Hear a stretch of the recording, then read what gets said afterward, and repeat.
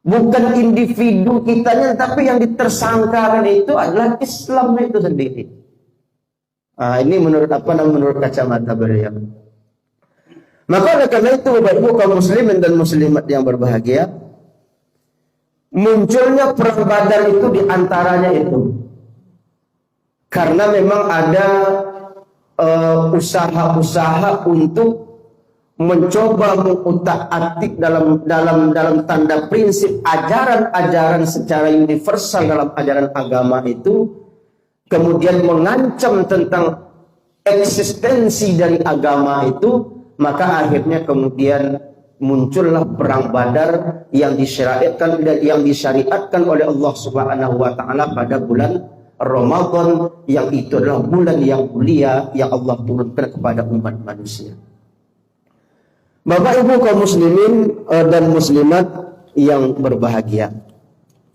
Maka oleh karena itu ayat surat Al-Anfal ini memang berbicara tentang perang Badar, yang mana perang Badar itu memang memiliki pembelajaran yang sangat luar biasa, baik sebelum terjadinya perang Badar maupun setelah terjadinya perang Badar.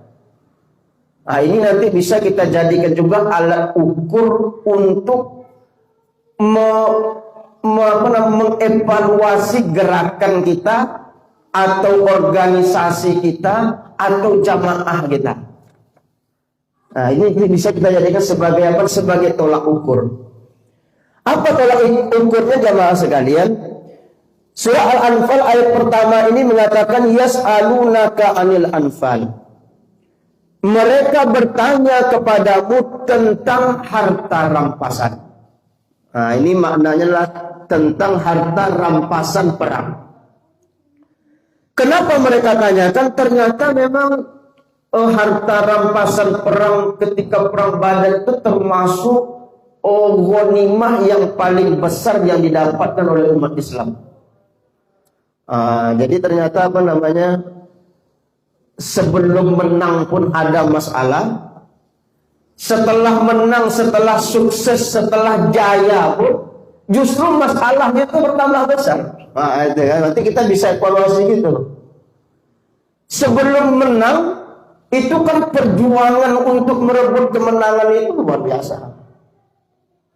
Karena jumlah umat Islam hanya jumlahnya 100, ada yang mengatakan 99 melawan 1000 orang dengan persenjataan lengkap dan sangat luar biasa, sehingga ketika itu umat Islam pun menghadap perang Badar itu sudah pesimis.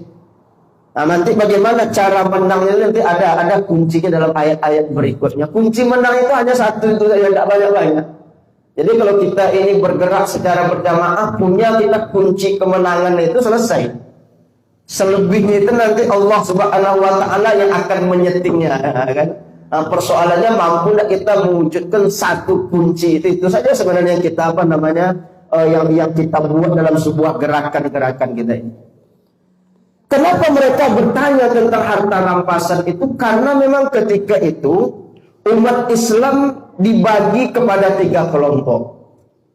Kelompok pertama bertugas untuk melindungi Nabi dari serangan orang-orang kafir.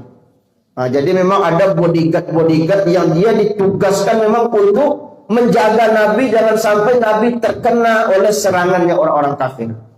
Ini kelompok yang pertama. Kelompok yang kedua memang ditugaskan untuk front. Memang dia garda terdepannya, bodyguard yang memang mendobrak untuk menyerang barisan-barisan orang kafir itu. Atau kalau bahasa awaknya memang ya pasukan berani mati itulah, ya kan. Kalau digerakkan awak siapa yang buat barisan depan itu sebagai umpan. Kan harus ada itu ya. Ada. Kemudian yang ketiga adalah barisan yang paling belakang. Ini dalam rangka untuk mensuplai logistik kebutuhan, menganalisa bagaimana kemudian gerakan yang harus dilakukan. Terbagi kepada 3 kelompok. Dan ternyata itu berhasil. Setelah kemudian berhasil, orang kafir kalah, mendapatkan harta ghanimah yang sangat luar biasa, yang ketika itu jumlahnya